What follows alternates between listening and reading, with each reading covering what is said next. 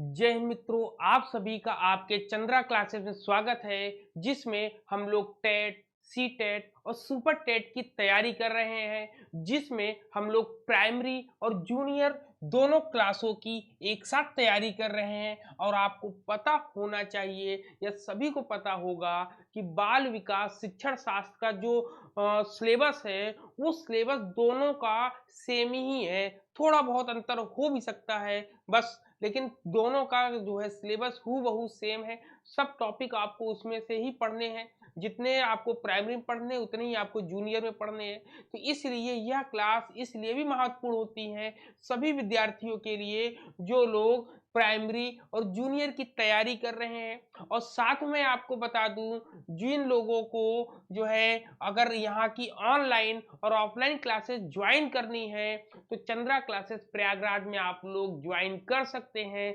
अभी जो है ऑफर चल रहा है, दशहरा ऑफर चल रहा है, जिसमें नवरात्रि ऑफर चल रहा है, जिसमें आप लोग जो है यहाँ पर आकर क्लास ज्वाइन कर सकते हैं, जिसमें आपको जो है फ्री क्लासेस मिलेंगी, डेमो क्लासेस जिसका नाम आप लोग जानते हैं कि डेमो के रूप में आप लोग जो क्लासेस ज्वाइन करते हैं उसमें आपको फ्री क्लासेस आपको मिलेंगी, जिसका कोई भी चार्ज नहीं लिया जाएगा। जिसमें आपको जो है जो लोग आपका पीजीटी की तैयारी कर रहे हैं या टीजीटी की तैयारी कर रहे हैं या असिस्टेंट प्रोफेसर की तैयारी कर रहे हैं, ठीक है, असिस्टेंट प्रोफेसर की जो तैयारी कर रहे हैं या जो नेट जेआरएफ की तैयारी कर रहे हैं, ठीक है, नेट जेआरएफ की तैयारी कर रहे हैं, उन सभी की क्लासें यहाँ पर उपलब्ध है। यहाँ पर एनटीए यूजीसी नेट का जो पेपर फर्स्ट है, पेपर कौन सा है, पेपर फर्स्ट जो है, पेपर फर्स्ट की भी क्लासें आपकी स्टार्ट हो रही हैं। तो और सब्जेक्ट की सभी क्लासें आपकी यहाँ पर अवेलेबल है। मेरे द्वारा यहाँ पर शिक्षा शास्त्र विषय को आपको बताया जाएगा, पढ़ाया जाएगा, जिसका टारगेट होगा, कब होगा टारगेट, टारगेट होगा दिसंबर 2024। आपको यकीन मानिए असिस्टेंट प्रोफेसर की भी एग्जाम जो है संभावनाएं ये हो रही है कि दिसंबर तक में एग्जाम होने वाले हैं। क्लियर है पॉइंट?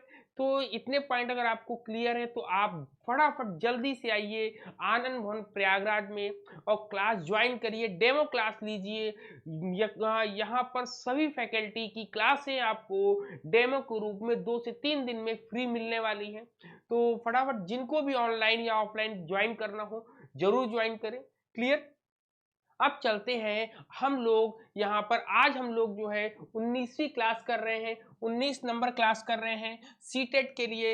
इससे पहले हम लोगों ने जो 18 क्लासें करी हैं उस वो जो है पूरा का पूरा आपका जो है unit wise, lesson wise, plan wise पूरा का पूरा वहां पर डिट्टो दिया गया है। आज हम लोग जो डिस्कस करने वाले हैं यूनिट 5 के क्वेश्चंस को डिस्कस करेंगे, ठीक है, यूनिट 5 के क्वेश्चन को डिस्कस करेंगे। चलिए हम लोग चलते हैं।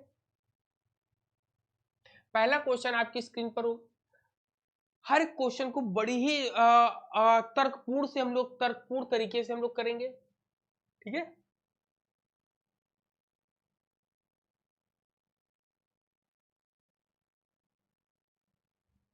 ठीक है, बड़े ही ध्यान से हम लोग इस चीज को करेंगे। जस्ट अ सेकेंड, सही से आ नहीं रहा है ये।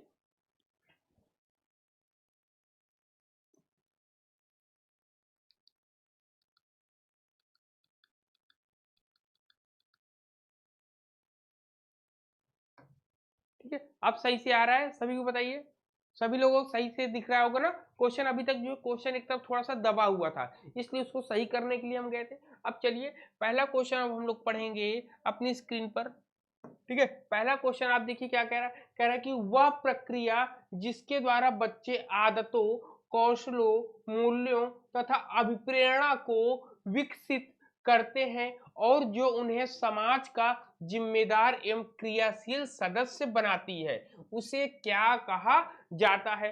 अब देखिए उसे क्या कहा जाता है, इसमें सबसे पहले कह रहा है कि समावेश, ठीक है। दूसरा कह रहा है विभेदीकरण होता है। समावेश क्या होता है, जिसमें सभी को मिलाया जाता है। विभेदीकरण जहां पे जो है किसी न किसी आधार पर अलग किया जाता है। मुख्य धारा से जोड़ना मतलब मेन स्ट्रीमिंग में जोड़ना समावेशी शिक्षा से संबंधित है। समाजीकरण होता है। समाजीकरण, समाज क्या होता है, समाज में जब दो या दो से अधिक लोग मिलते हैं तो उनके मिलने से जो समूह बनता है उसको हम लोग समाज की संज्ञा देते हैं। ठीक है, तो यहाँ पर देखिए अब क्या कह रहा है कि वह प्रक्रिया जिसके द्वारा बच्चे आदतों, कौशलों और मूल्यों तथा प्रेरणा को विकसित करते, डेवलप करते अपने अंदर। जब डेवलप कर लेंगे तो और जो उन्हें समाज का जिम्मेदार एवं क्रियाशील सदस्य बनाती है उसे हम क्या कहते हैं, तो उसे हम समाजीकरण कहते हैं, सोशलाइजेशन कहते हैं। क्या कहते हैं?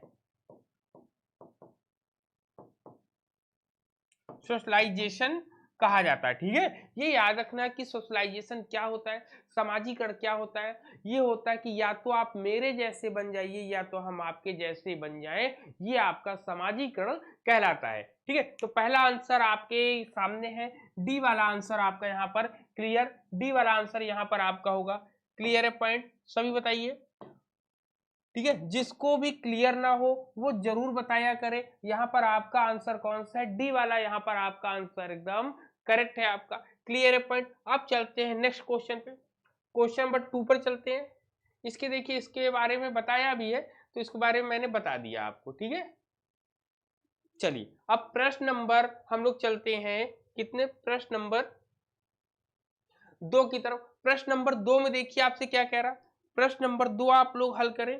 प्रश्न नंबर 2 में कह रहा है कि वह कह रहा है कि दो संस्कृतियों के बीच व्यवहार में अंतर के लिए इसे उत्तरदायी माना जाता है, माना जा सकता है। तो क्या है, मतलब दो संस्कृतियों के बीच जो डिफरेंस होगा उस डिफरेंस को जानने के लिए क्या होगा, तो कहते हैं भौगोलिक पृष्ठभूमि है आपकी, दूसरा है समाजीकरण है आपका, तीसरा आनुवंशिकता है, चौथा वातावरण है। अब देखिए इसमें कह रहा है कि दो संस्कृतियों के व्यवहार में अंतर का उत्तरदायी किसे माना जाता है, तो ये आपका किससे चलाएगा, भौगोलिक पृष्ठभूमि है, सामाजिकरण है, आनुवंशिकता है और वातावरण है।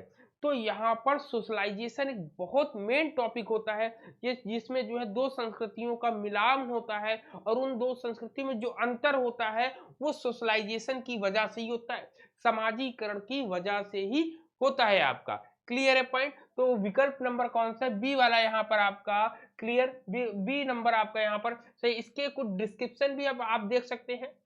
ठीक है, इसके जो डिस्क्राइब करने की प्रयास किया गया है उसको भी आप पढ़ सकते हैं, आपकी स्क्रीन पर है।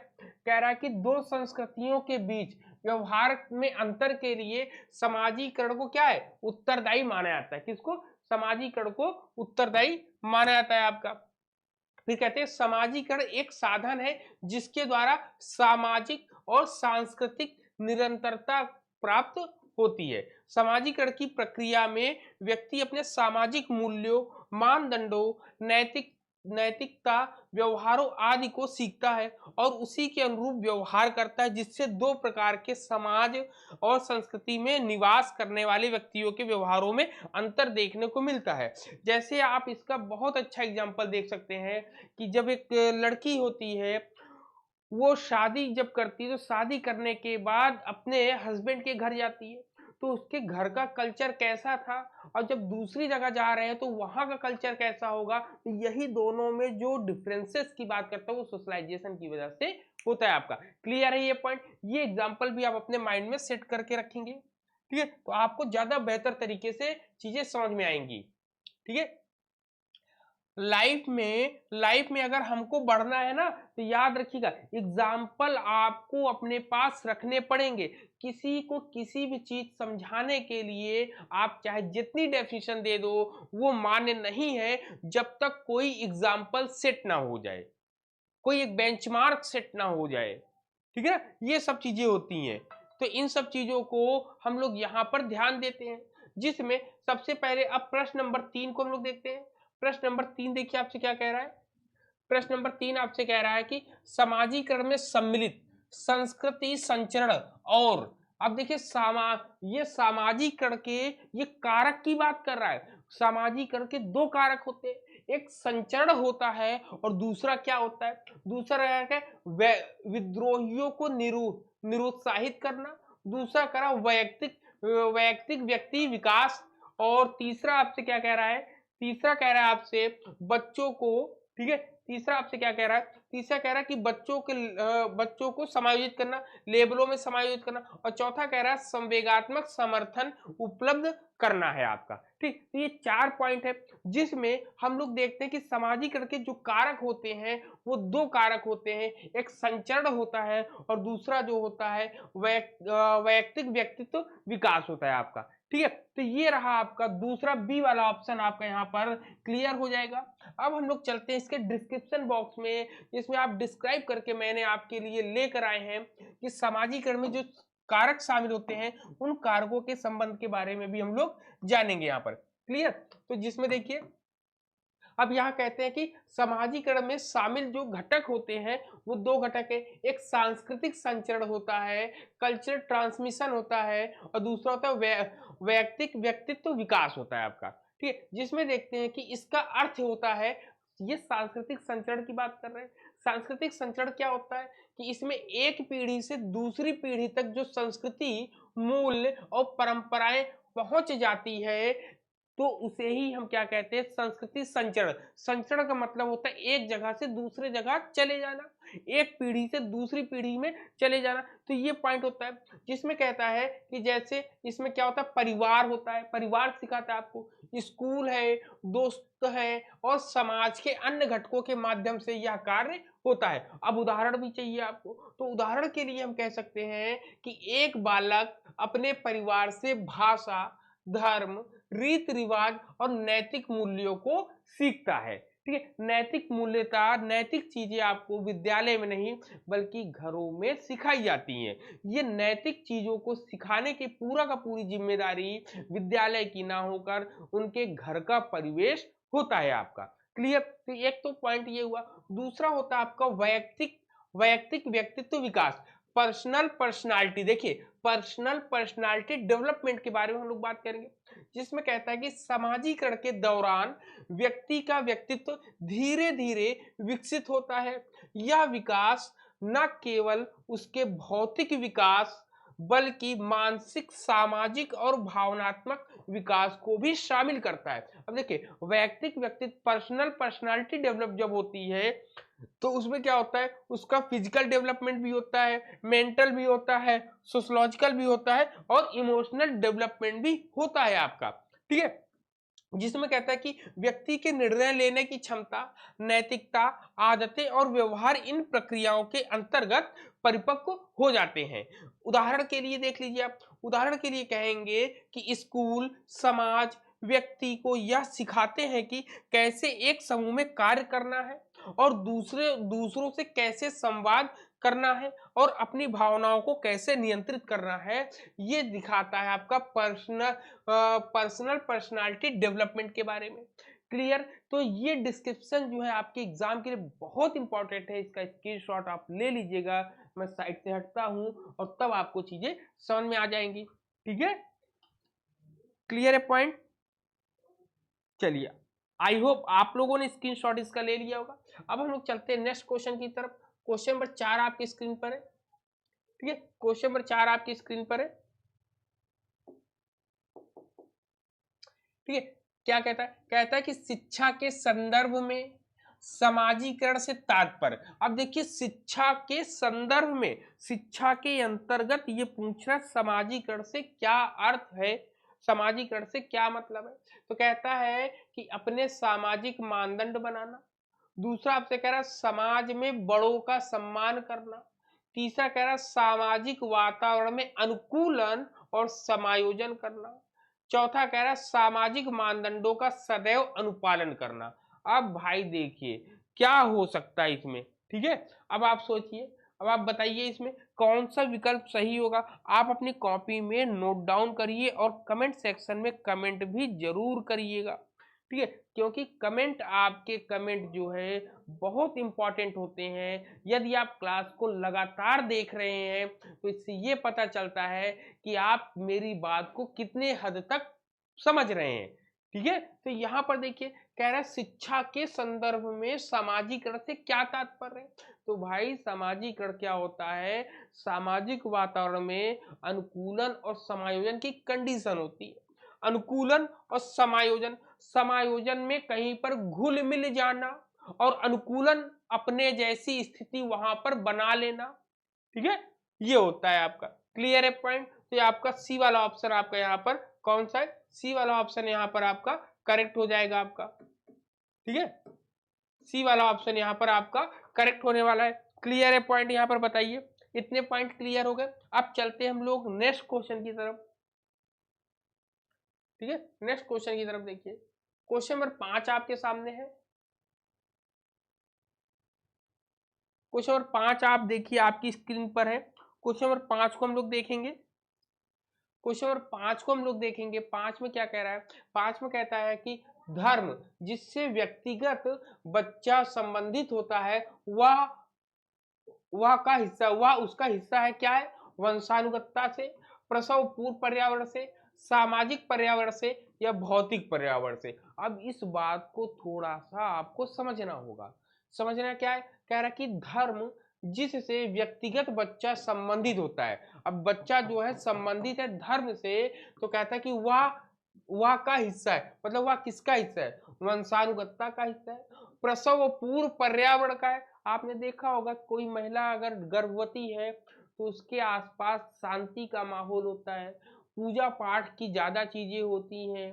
ठीक है, उनसे कहा जाता है रामायण पढ़ो या ऐसी कोई धार्मिक पुस्तक पढ़ो जिससे बालक का मन शांत रहे, वो ज्यादा क्रोधी ना हो। क्योंकि जो भी माता खाएगी पिएगी, जो भी सोचेगी विचारेगी, जो कुछ भी करेगी, वो बालक के गर्भ में, मतलब माता के गर्भ में बालक के पास पहुंचता शुरू हो जाता है। इसीलिए कहा जाता है कि प्रसव पूर्व पर्यावरण जैसा होता है बालक वैसा ही होता है। जैसे इसकी बहुत अच्छा एग्जाम्पल अगर आप देखेंगे, महाभारत सभी लोगों ने देखा है। महाभारत में अभिमन्यु के बारे में सभी लोग जानते हैं, बहुत बड़े योद्धा थे वो। जब जो है उनके अर्जुन जो है जो है अभिमन्यु की माता को जो है चक्रव्यूह से जो है अंदर जाने की तो बता दिया कहानी, लेकिन जब जो है बाहर निकलने की कहानी बता रहे थे तब जो है उनकी माता सो गई। यदि जब उनकी माता सो गई तो बालक भी गर्भ में, उसको कुछ भी नहीं सुनाई दिया। तो यहाँ से जो है महाभारत की कहानी से आप सीख सकते हैं कि भाई ये बात तो वही कही जा रही कि धर्म जिससे व्यक्तिगत बच्चा संबंधित होता है वह जो है प्रसव पूर्व पर्यावरण से संबंधित होता है। बड़ी रोचक कहानियां रहती हैं। आप जिस समय शिक्षा शास्त्र हमारे साथ पढ़ेंगे या जिस समय मनोविज्ञान, ये बाल विकास मनोविज्ञान जब हम लोग पढ़ेंगे शिक्षा शास्त्र, तो उसमें अनेक प्रकार की कहानियां आपको बताई जाएगी। ऐसे नहीं, आपको ऐसे जीता जागता उदाहरण आपके सामने पेश किया जाएगा जिससे आप बेहतर से बेहतर तरीके से उसको समझ सकते हैं। क्लियर है पॉइंट? तो ये प्रश्न का उत्तर आपका हो गया, बी वाला हो गया। आई होप ये प्रश्न का उत्तर आपको समझ में आ गया होगा। अब हम लोग चलते हैं क्वेश्चन नंबर 5 के बाद कौन सा आता है? 6 की तरफ। ठीक है, क्वेश्चन नंबर 6 की तरफ चलते हैं। 6 वाला क्वेश्चन आप देखिए क्या होगा। 6 वाले प्रश्न को पढ़ते हैं। 6 में क्या कह रहा है? कह रहा है कि निम्न में से किसको विद्यालय में समाजीकरण की विशिष्ट अवस्था माना जाता है? अब देखिए, विद्यालय में सामाजिकरण की विशिष्ट अवस्था मतलब घुलन मिलन की अवस्था कौन सी होती है? शैशवावस्था, बाल्यावस्था होती है, प्रौढ़ावस्था होती है या किशोरावस्था होती है? ये तो बड़ा सामान्य सा क्वेश्चन है। अब आप बताइए इसमें कौन सा होगा? शैशवावस्था होती है, बाल्यावस्था होती है या आपकी प्रौढ़ावस्था है या किशोरावस्था है? बताइए कौन सा उत्तर इसमें सही होगा। तो आप कमेंट सेक्शन में लिखिएगा कि इसका उत्तर कौन सा सही होगा। इसका उत्तर जो है आपका बी वाला सही माना जाएगा। कौन सा? बी वाला, क्योंकि बाल्यावस्था में ही बालक जो है चीजों को सही तरीके से समझना शुरू हो जाता है, उसकी ग्रुपिंग जो है स्कूलों में बनना शुरू हो जाती है। ठीक है, तो यही बाल्यावस्था एक ऐसी अवस्था है जिसमें सामाजिकरण की विशिष्ट अवस्था जो है देखने को मिलती है आपकी। क्लियर है पॉइंट? चले हम लोग नेक्स्ट क्वेश्चन की तरफ। चलिए अब क्वेश्चन नंबर 7 पर हम लोग चलेंगे।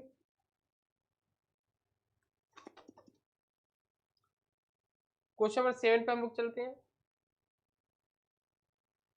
क्वेश्चन नंबर 7 कह रहा है कि सबसे अधिक गहन, कह रहा है सबसे अधिक गहन और जटिल समाजीकरण होता है। अब बताइए सबसे अधिक गहन मतलब गहरा, जटिल मीन्स कठिन होता है कैसा, पूर्व बाल्यावस्था में के दौरान, प्रौढ़ावस्था के दौरान, या व्यक्ति के पूरे जीवन में, या किशोरावस्था के दौरान। अब सोशलाइजेशन जो होता है, सामाजिकरण जो होता है, जब भाई आप पूर्व बाल्यावस्था में आप आप जो है उसको सामाजिकरण के अंतर्गत आ जाओगे, मतलब आसानी से उसको एडॉप्ट कर लोगे।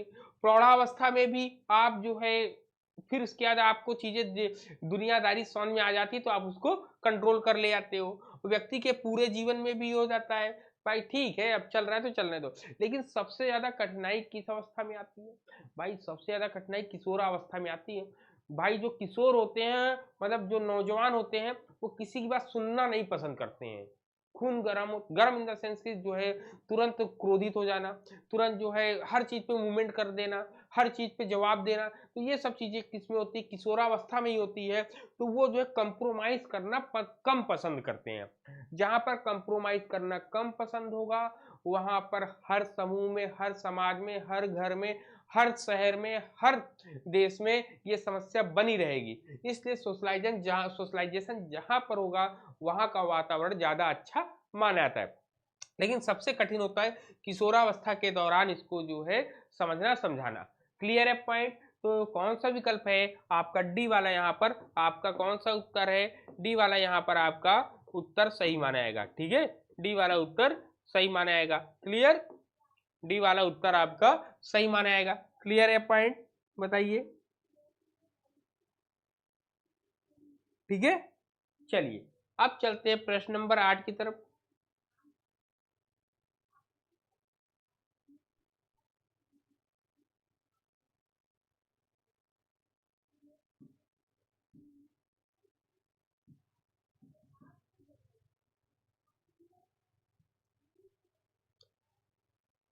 प्रश्न नंबर 8 हम लोग देखेंगे। प्रश्न नंबर 8 में देखिए कह रहा है बाद के की रिश्तों, कह रहा है बाद के रिश्तों के लिए पूर्वाभ्यास कहा जाता है। बाद के जो रिश्ते होंगे उसके लिए पूर्वाभ्यास का क्या कहा जाएगा उसके बारे में हम लोग पढ़ते हैं।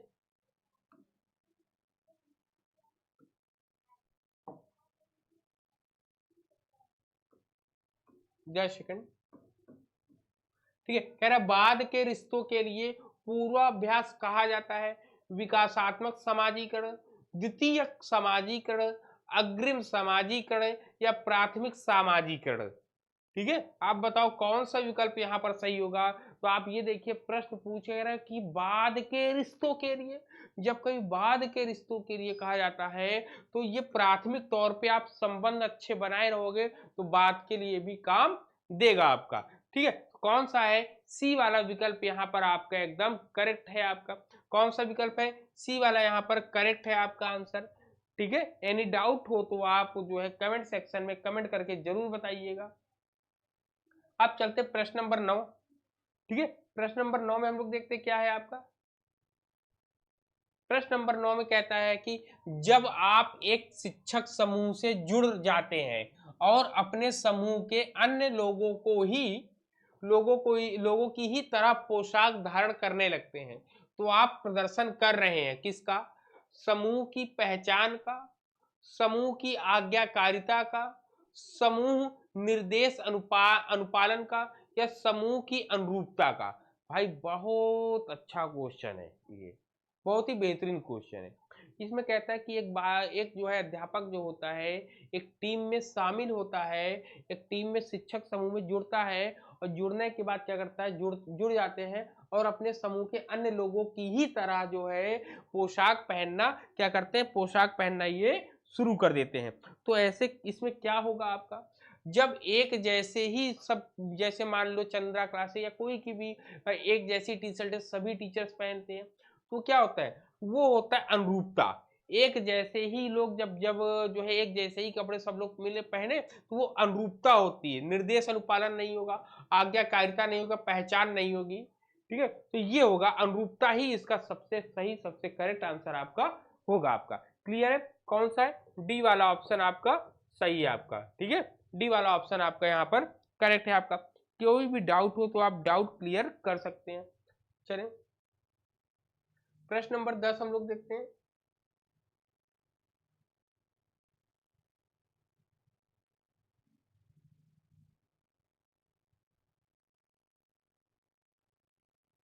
ठीक है, प्रश्न नंबर 10 हम लोग देखते हैं। 10 में क्या कहता है? 10 में कहता है कि बालक का समाजीकरण किससे संबंधित नहीं है। अब देखिए इसको पॉइंट नोट करिए, किससे संबंधित नहीं है। कह रहा कि आधारभूत मूल्यों को परिवर्तित करने, कह रहे वह प्रक्रिया जो तुरंत हो जाती है। फिर कहता है औपचारिक तथ्यों को प्रदर्शित करना और आदर्श आकांक्षाओं को गंभीरता से लेना। अब आप बताइए कौन सा उत्तर यहाँ पर करेक्ट होने वाला है। तो सभी लोग कमेंट सेक्शन में कमेंट डालिएगा नीचे कि कौन सा उत्तर इसमें सही होगा। बताइए कौन सा उत्तर होगा। आप लोग नोट डाउन करते रहा करिए अपनी कॉपियों में, कॉपी पेन लेकर बैठा करिए, जिससे आपको चीजें तुरंत का तुरंत लिख लेनी चाहिए। आप बात के लिए कोई भी कार्य आपको नहीं छोड़ना है। क्लियर है पॉइंट। तो यहाँ पर कहते हैं बालक का सामाजिकरण किससे संबंधित नहीं है। कहता है आधारभूत मूल्यों को परिवर्तित करने। दूसरा कह रहा है कि वह प्रक्रिया जो तुरंत हो जाती है। भाई वह प्रक्रिया जो तुरंत हो जाती है ये इस सामाजिकरण से संबंधित नहीं है। ठीक है, तो ये विकल्प नंबर बी वाला यहाँ पर आपका करेक्ट होगा। क्लियर है, कौन सा विकल्प होगा आपका? बी वाला आंसर यहाँ पर आपका करेक्ट होगा आपका। क्लियर है पॉइंट। कोई डाउट हो तो आप बताइए। क्लियर है पॉइंट इस प्रश्न का उत्तर आपको। अब चलते प्रश्न नंबर हम लोग 11 की तरफ चलते हैं। प्रश्न नंबर 11 आपकी स्क्रीन पर है और अब आप बताइए। इस प्रश्न को हम लोग सॉल्व करते हैं। प्रश्न नंबर 11 कह रहा है कि समाजीकरण वह प्रक्रिया है जिसे बच्चे व वयस्क सीखते हैं। ठीक है, समाजीकरण वह प्रक्रिया है जिससे बच्चे सीखते हैं। ठीक है, सीखते हैं जिससे क्या है, बच्चे व वयस्क दोनों लोग सीखते हैं। क्या? परिवार से, विद्यालय से, श्रेष्ठ जनों से या इन सभी से। अब आप बताओ ये कंडीशन जो है किससे होगी? सोशलाइजेशन की बात जो है यहाँ पर बच्चा भी सीख रहा है और जो है वयस्क भी सीख रहे हैं, तो कौन सा उत्तर यहाँ पर होगा? अब यहाँ पर जब दोनों की कंडीशन की बात आई तो दोनों में बताओ सबसे बेहतरीन आंसर आपके लिए कौन सा होगा। ठीक है, जो आपको एकदम इन चीजों को बताए आपको। तो समाजीकरण की जो संकल्पना है वो तो ना तो केवल परिवार में है, ना तो केवल विद्यालय में है, ना तो केवल श्रेष्ठ जनों में है। ये जो है सभी जगह पाई जाती है, ये सभी जगह से सीखी जा सकती है। ठीक है, इनको जो है सभी कहीं से भी आप इसको सोशलाइजेशन को सीख सकते हैं। ठीक है, अब चलते प्रश्न नंबर 12 की तरफ। प्रश्न नंबर 12 देखिए आपसे क्या कह रहा है। प्रश्न नंबर 12 कह रहा है कि संस्कृति पर शिक्षा का क्या प्रभाव पड़ता है। ठीक है, संस्कृति पर शिक्षा का क्या प्रभाव पड़ता है ये पूछ रहा है आपसे। कह रहा है संस्कृति पर शिक्षा का क्या प्रभाव पड़ता है। पहला कह रहा है संस्कृति की निरंतरता को बनाए रखना है। दूसरा कह रहा है संस्कृति के हस्तांतरण में सहायता करना है। तीसरा कह रहा है संस्कृति का परिष्करण करना है। या कह रहा है कि ये सभी है आपका। ठीक है, क्या है? उपरोक्त सभी आपका। तो अब आप बताइए संस्कृति पर शिक्षा का क्या प्रभाव पड़ता है। पहला आपसे कह रहा है कि संस्कृति की निरंतरता को बनाए रखना है। दूसरा कह रहा है संस्कृति के हस्तांतरण में सहायता करना है। तीसरा कह रहा है कि संस्कृति का परिष्करण करना है। चौथा आपसे कह रहा है कि उपरोक्त सभी होगा। तो आप अपनी कॉपी में लिखिए कि कौन सा उत्तर यहाँ पर सही होने वाला है। क्लियर, यहाँ पर कौन सा उत्तर आपका सही होने वाला है। अब आप बताइए एक संस्कृति या संस्कृति की निरंतरता को बनाए रखना किसका काम है? संस्कृति का शिक्षा पर प्रभाव। तो शिक्षा का कार्य है कि वो पुरानी जितनी भी जानकारियां हैं वो आपको निरंतर रूप में आपकी संस्कृति को पहुंचाए आपके पास। दूसरा कह रहे हैं संस्कृति का हस्तांतरण, मतलब एक पीढ़ी से दूसरी पीढ़ी तक ले जाने का कार्य भी क्या करती है? शिक्षा का ही कार्य है। फिर क्या? संस्कृति का परिष्करण, मतलब दूसरों की संस्कृति से आपकी संस्कृति कैसे भिन्न है, कैसे अलग है, कैसे श्रेष्ठ है, इन चीजों को भी ध्यान देना। मतलब कि ये जो है उपरोक्त सभी उत्तर आपके एकदम 100% सही है। ठीक है, 100% आपके सही है। तो आप देख सकते हैं विकल्प कौन सा है। विकल्प नंबर डी वाला आपका क्लियर है पॉइंट। क्लियर है पॉइंट। चले हम लोग प्रश्न नंबर 13 आपके सामने। ठीक है, क्या है? प्रश्न नंबर 13 है आपके सामने। 13 में देखिए क्या कहता है। प्रश्न नंबर 13 में कह रहा है कि समाजीकरण की प्रक्रिया में शामिल नहीं है। क्या? मूल्यों और विश्वासों का अर्जन, अर्जन, कह रहा आनुवंशिक संचरण, कह रहा एक संस्कृति की रीतियों और मानदंडों को सीखना, कह रहा कौशलों का अर्जन। भाई ये सब तो होता है, लेकिन आनुवंशिक संचरण जो है ये जो है आपका आनुवंशिकता में वंशानुक्रम में आता है, ना कि सामाजिकरण में आता है। तो विकल्प नंबर कौन सा है, बी वाला ही इसके हिसाब से सही है आपका उत्तर। ठीक है, बी वाला ही इसका उत्तर सही है आपका। क्लियर, जो सामाजिकरण की प्रक्रिया में शामिल नहीं होता है। क्लियर है पॉइंट।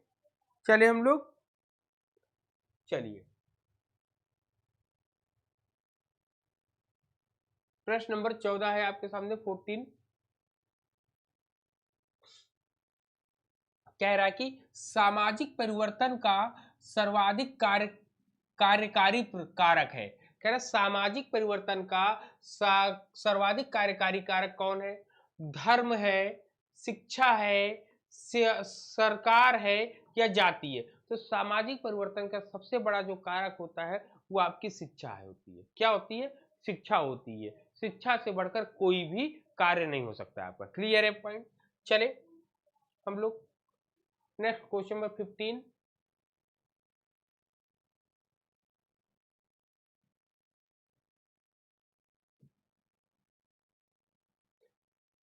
कह रहा है कि जब कभी दो या अधिक व्यक्ति एक साथ मिलते हैं और एक दूसरे को प्रभावित करते हैं तो वे एक सामाजिक समूह का निर्माण करते हैं। यह कथन है आंशिक रूप से सत्य है, कदाचित सत्य है या असत्य है।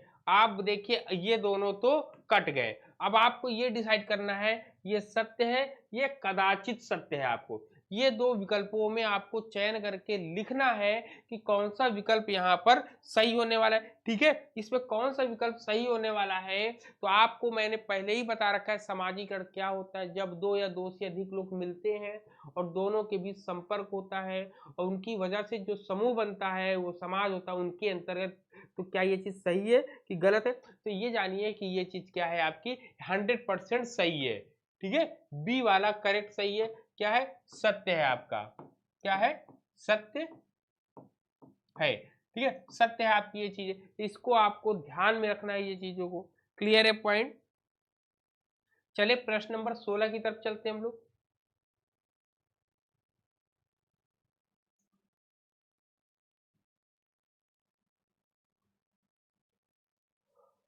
प्रश्न नंबर 16 में देखते हैं हम लोग क्या होगा। 16 में कह रहा है कि एक प्रक्रिया है। कौन एक प्रक्रिया, कह रहे कि एक प्रक्रिया है जिसके माध्यम से मानव शिशु समाज के सक्रिय सदस्य के रूप में निष्पादन करने के लिए आवश्यक कौशलों का अर्जन करना प्रारंभ करता है। समाजीकरण होगा, विकास होगा, सीखना होगा या परिपक्वता होगा। तो बड़ा ही सिंपल क्वेश्चन है कि कह रहा है कि एक प्रक्रिया होती है जिसके माध्यम से मानव जो होता है क्या करता है, मानव शिशु समाज के सक्रिय सदस्य के रूप में निष्पादन करने के लिए आवश्यक कौशलों का अर्जन करना प्रारंभ करता है। तो क्या होगा, वो आपका समाजीकरण आपका कहलाएगा। ठीक है, कौन सा है आपका, बी वाला ऑप्शन यहाँ पर आपका कहलाएगा आपका। क्लियर है पॉइंट, बी वाला ऑप्शन आपका यहाँ पर करेक्ट है आपका। क्लियर। चलिए अब चलते प्रश्न नंबर 17 की तरफ। 17 नंबर देखिए आप क्या होगा। प्रश्न नंबर 17 में कह रहा है कि समाजीकरण एक प्रक्रिया है। क्या कह रहे, समाजीकरण एक प्रक्रिया है क्या, मूल्यों, विश्वासों तथा अपेक्षाओं को अर्जित करने, कह रहा कि घुलने मिलने तथा समायोजन की, कह रहा कि एक समाज की संस्कृति की आलोचना करना सीखते हैं, कह रहा कि मित्रों के साथ सामाजिक बनते हैं। ठीक है, तो अब आप बताओ कौन सा विकल्प सही होगा। कह रहा है कि मूल्यों, विश्वासों तथा अपेक्षाओं को अर्जित करना। दूसरा विकल्प बी वाला आपसे क्या कह रहा है, बी वाले में आपसे कह रहा है घुलने मिलने तथा समायोजन की प्रक्रिया होती है। तो आपको अभी बताया था इससे पहले, जो पहला ही क्वेश्चन था उसमें बताया था जब कभी भी नैतिक मूल्य, विश्वास, इन सब चीजों से संबंधित कोई भी चीज होती है तो वो समाजीकरण के अंतर्गत ही आपका आता है। क्लियर, तो समाजीकरण का पहला ऑप्शन यहाँ पर आपका करेक्ट हो जाएगा। क्लियर है, आप देख सकते हैं कौन सा क्वेश्चन है, इसका जो पहला वाला आंसर आपका करेक्ट है। अब चलते हैं हम लोग 80 नंबर की तरफ। किधर चलते हैं हम लोग, हम लोग 18 नंबर की तरफ चलते हैं। ठीक है, 18 नंबर की तरफ हम लोग चलते हैं। कह रहा कि निम्नलिखित में से कौन सा बच्चों के समाजीकरण को प्रगतिशील मॉडल, ठीक है, प्रगतिशील मॉडल के संदर्भ में सही नहीं है। अब देखिए यहाँ पर याद रखिएगा, नहीं कह रहा कौन सा ऐसा है मॉडल है जो सही नहीं है आपसे। कह रहा कि समूह कार्य में सक्रिय सहभागिता तथा सामाजिक कौशलों का सीखना।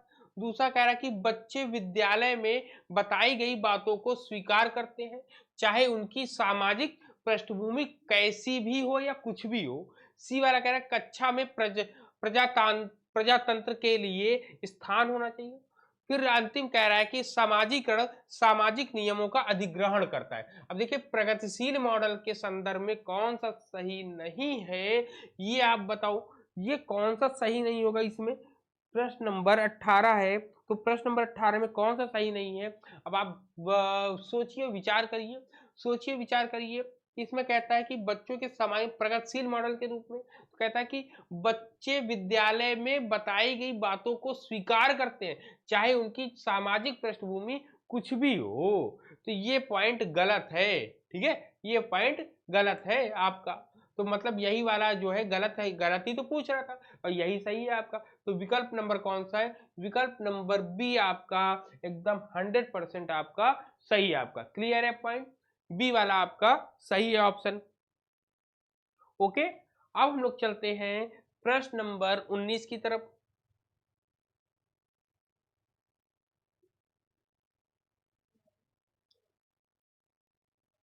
ठीक है, प्रश्न नंबर 19 की तरफ चलते हैं।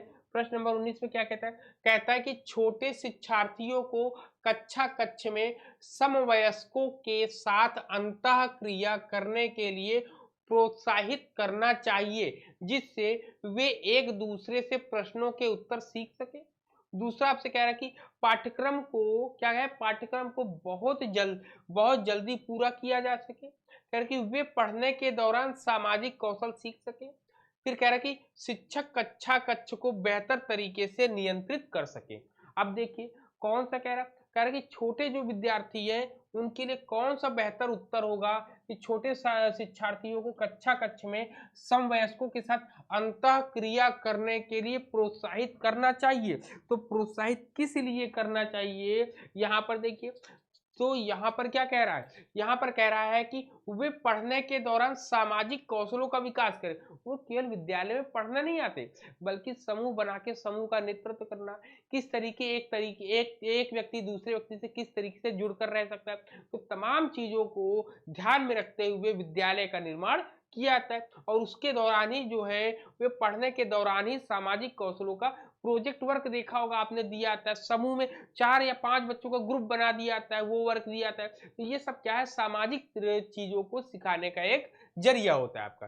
क्लियर है पॉइंट। चलिए अब ये प्रश्न नंबर 19 हो गया। प्रश्न नंबर हम लोग 20 चलेंगे। 20 नंबर जो आज आपका अंतिम प्रश्न है, अंतिम प्रश्न है आपके सामने। कह रहा सीबीएसई द्वारा अपनाए गए प्रगतिशील शिक्षा के प्रतिमान में बच्चों का समाजीकरण जिस प्रकार से किया जाता है, उससे अपेक्षा की जा सकती है कि वे समय नष्ट करने वाली सामाजिक आदतों, प्रकृति का त्याग करें तथा सीखे सीखे किस किस प्रकार अच्छी श्रेणियां पाई जा सकती हैं। ठीक है, दूसरा कह रहा है कि वे सामूहिक कार्य में सक्रिय भागीदारी का निर्वाह करें तथा सामाजिक कौशल सीखें। कह रहे कि वे बिना प्रश्न उठाए समाज के नियमों विनियमों का अनुपालन करने के लिए तैयार हो सके। ये तो बिल्कुल गलत है आपका। डी कह रहा है किसी भी प्रकार की सामाजिक पृष्ठभूमि होते हुए भी वे वे वह सब स्वीकार करें जो उन्हें विद्यालय द्वारा प्रदान किया जाता है आपका। क्लियर है। तो यहाँ पर ये देखिए, जब कभी भी कहीं पर सामाजिक कौशल सीखने की बात आएगी तो वही उत्तर आपका सही है। कह रहा है कि वे सामूहिक, कह रहा है क्या कि वे सामूहिक कार्य में सक्रिय भागीदारी करें। अभी मैंने आपको एग्जांपल दिया ना कि सक्रिय भागीदारी निर्वहन करेंगे तथा सामाजिक कौशलों को वो यहाँ पर सीखेंगे। तो यहाँ पर ये आपको बिल्कुल सही उत्तर आपका है, कौन सा, बी वाला आपका एकदम करेक्ट आंसर है। अब आपको मैंने यहाँ पर टोटल जो है 20 क्वेश्चन आज की डेट में कराए हैं, जो कि आपके जो प्राइमरी की तैयारी कर रहे हैं या जूनियर की जो तैयारी कर रहे हैं उन सभी के लिए बहुत महत्वपूर्ण क्लासें हैं। यहाँ पर चैप्टर नंबर 5 हम लोग यहाँ पर डिस्कस कर रहे हैं, उससे संबंधित क्वेश्चन को लेकर आए हैं। और आपके लिए यहाँ पर जो है नवरात्रि ऑफर चल रहा है, जिसमें आप जो है demo class, free demo class आप कर सकते हैं, जिसका कोई भी चार्जेस हमारी संस्था नहीं ले रही है। ठीक है, ये आपके लिए एक अच्छा मौका है कि आप अच्छे क्लास को ज्वाइन करें और आपका एक फैसला आपके सिलेक्शन के लिए होता है। यदि आपने गलत निर्णय ले लिया, गलत फैसला ले लिया, गलत संस्था चुन ली, तो आपकी सफलता आपसे कहीं दूर हो जाती है। इसलिए अच्छे अध्यापक चुनिए, अच्छी संस्था चुनिए, ताकि आप जल्दी से जल्दी जॉब पाइए। चलिए, इसी शुभकामनाओं के साथ कल फिर मिलेंगे नई क्लास में, नई ऊर्जा के साथ, नए क्वेश्चनों के साथ। तब तक के सभी को जय हिंद।